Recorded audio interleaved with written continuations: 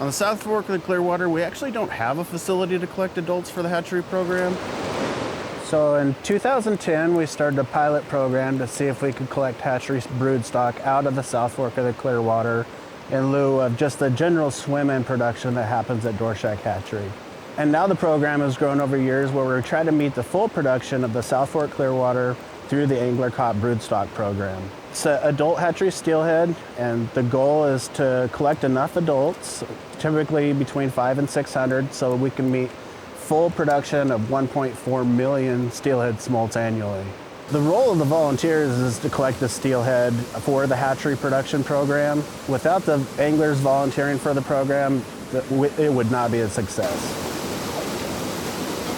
Well, I've been coming up here for probably 20 plus years, seen the highs and lows of it.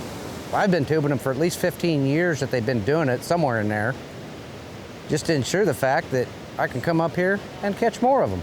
But typically, I'll always bring at least one kid with me. And I've been pretty lucky because all the kids have all got an opportunity to reel in a steelhead. Your participation is pretty instrumental in them being able to catch these fish. Really, it's all about the anglers collecting the broodstock for the program. So the tubes are typically 40 or 48 inch, 6 to 8 inch diameter PVC tubes. We drill a bunch of perforations in them. An angler will catch a fish, and if they don't want to keep it or they can't keep it, they donate it to the volunteer program. Once we have the fish in the tubes, the hatchery is like a chase vehicle coming up and down the river trying to get as many as they can. There's lift gates on the tubes. We'll lift the gate on the tube, put the fish into a net, scan it for wire or a pit tag, and then take measurements just to reaffirm that the fish is eligible for the program before the mad dash happens with a chain of anglers sometimes to get the fish to the vehicle. Well, the importance of the program is really to establish a localized hatchery stock of fish, returning to the basin or the drainage. We're trying to mimic nature. We're never going to be able to replace what happens in nature.